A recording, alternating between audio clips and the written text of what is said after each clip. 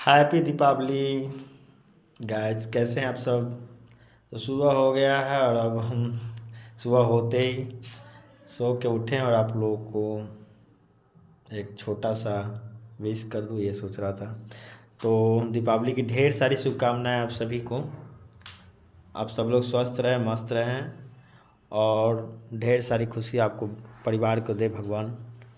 आप हमेशा हंसते रहें, मुस्कुराते रहें, जगमगाते रहें, है ना। और आप तरक्की करें ज़िंदगी में, जो आपका सपना है वो पूरा हो, जो आपका सोच है उस सोच में आप कामयाब हो।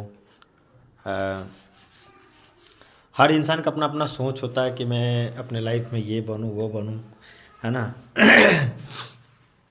तो इसी सोच के तहत वो आगे बढ़ता भी है और जैसा इंसान सोचता है वैसा बन भी जाता है। ऐसा मैंने देखा है, कई लोगों के साथ हुआ है कि जो शुरू से सपना देख रहा था आज वो उस मुकाम पे हैं। तो गाइज, आप लोग पढ़ाई लिखाई पे फोकस करते रहिए, क्योंकि पढ़ाई लिखाई ही आपके जीवन का एकमात्र विकल्प है जिसके दम पर आप बहुत आगे जा सकते हो। बिना पढ़ाई लिखाई के कुछ भी आप नहीं कर सकते हो, इसलिए पढ़ाई लिखाई पे फोकस कंटिन्यू आपका होना चाहिए। और दीपावली या छठ मनाने के साथ साथ पढ़ाई के स्तर को कमज़ोर नहीं करना है, लगातार उसको कंटिन्यूअसली करना है उस चीज़ को, है ना, ताकि आपको दिक्कत ना हो पाए फिर आगे चल कर के, वरना परेशानी बढ़ जाएगा। आप दीपावली छठ में पूरा टाइम गुजार दोगे, एग्ज़ाम आपके सर पे है, उसको भी ख्याल रखिए। अब कोई लोग कहेगा कि मज़े में रहो, प्रेशर नहीं लो। बिना प्रेशर के कुछ भी संभव नहीं है ना।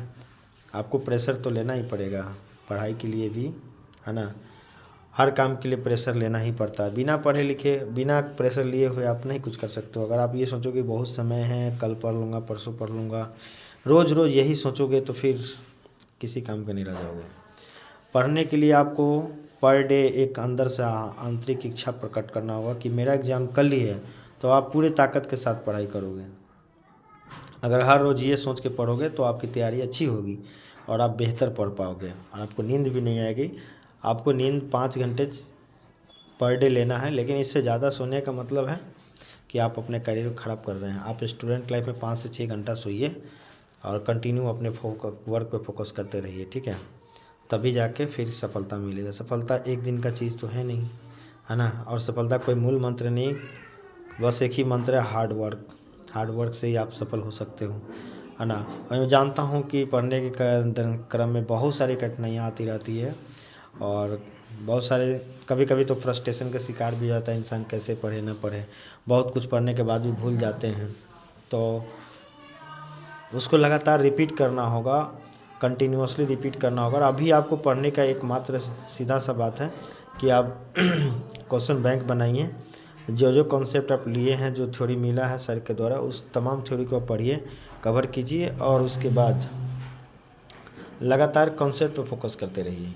मतलब क्वेश्चन बैंक से क्वेश्चन बनाइए, जो क्वेश्चन नहीं बन रहा उसको दोबारा तिबारा बनाइए, रिपीट करिए।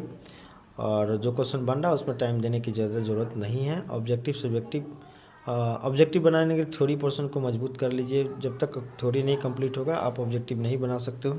साथ ही साथ सब्जेक्टिव के लिए भी तो आप क्या करिए, कम से कम थ्योरी वाइज थ्योरी पढ़िए चैप्टर वाइज और उसके साथ साथ एग्जाम्पल कवर कीजिए। और ख़ास तौर पे अभी एनसीईआरटी और क्वेश्चन बैंक ज़्यादातर आपको फ़ायदा करेगा, तो आप उसी पर फोकस कीजिए।